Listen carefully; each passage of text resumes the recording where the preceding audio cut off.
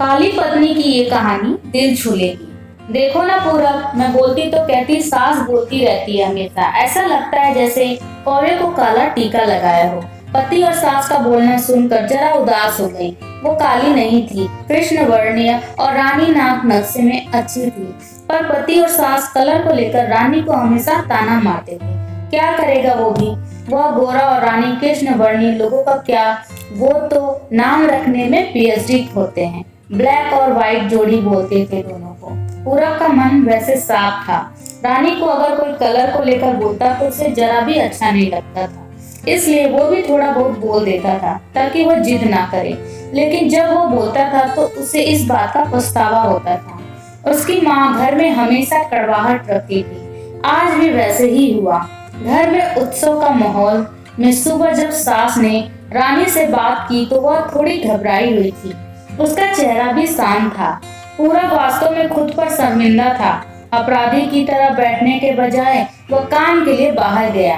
कई सारी महिलाएं काली साड़ी पहनकर सड़कों पर चल रही थीं।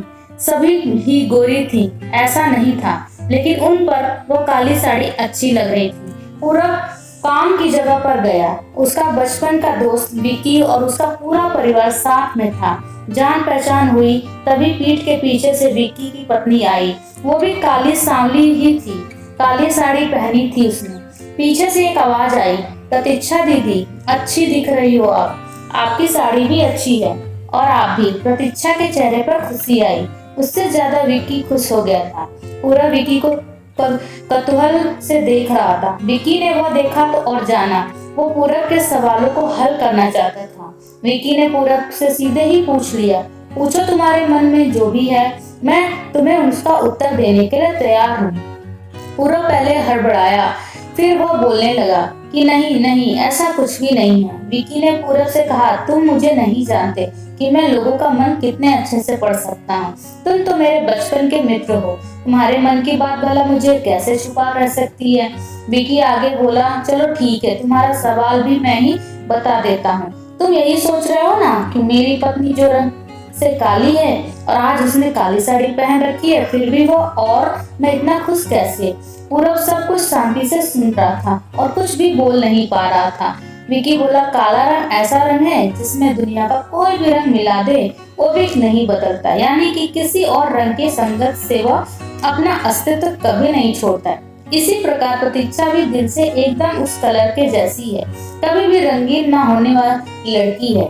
वह अपने मर्जी से जिए, यही मुझे लगता है। मैं उसे खुश देखना चाहता हूँ। लोगों का क्या, वो तो बैठे ही हैं बुरा भला बोलने के लिए।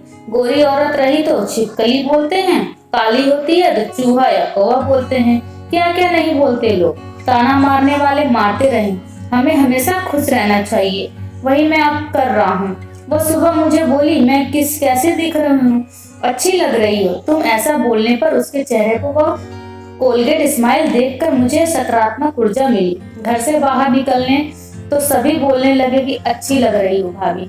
हम दोनों ने अच्छे मन से यह बात सोची, कोई ना कोई ताना मारने के लिए बोला ही होगा ना, उस वजह से जीने की दिशा क्यों बदले। पूरब को उसके घर का सुबह का माहौल याद आया। वह खुद पर ही चिढ़ गया। उसे लगा वो सचमुच में गलत था। मैं ही रानी को दुख देता हूँ, उस वजह से सब उसे बोलते हैं। अब मुझे ही अपनी भूल सुधार कर उससे माफी मांगनी होगी। उसने हंसते हुए विकी को अलविदा कहा। अपना काम निपटा कर वह एक साड़ी की दुकान पर गया। रानी के लिए उसने काले रंग की साड़ी ली और घर गया। घर जाने के बाद रानी शांत बैठी थी। उसने रानी को आवाज दी और साड़ी उसके हाथों में दे दी। रानी को जरा अलग ही लगा। उसने प्रश्नार्थक नजरों से पूरब की ओर देखा। उसने बॉक्स खोलकर देखा तो काले रंग की साड़ी थी। रानी, मैं लाया हूँ तुम्हारे लिए यह साड़ी, आज पहन के दिखाओ कैसी दिखती हो तुम। अच्छी नहीं लगी तो बदल देंगे साड़ी को, देखने दो तो कैसी दिखती हो तुम इस रंग में। रानी ने को जरा अच्छा लगा। चलो तैयार हो जाओ जल्दी, हम जरा बाहर जाकर आते हैं, एक क्लाइंट के पास जाना है, उन्होंने बुलाया है जोड़ी में। पूरब को बोलना सुनकर रानी तैयार होने गई। काली साड़ी, उस पर हल्का सा मेकअप और लंबे बालों की चोटी। पूरब भी क्या,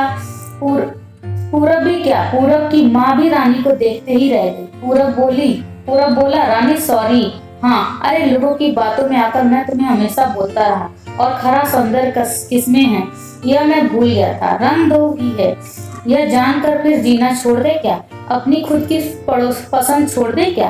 तुम्हें काली रंग की साड़ी पहनना बहुत अच्छा लगता है ना, पर मैं हमेशा तुम्हें टोकता रहा।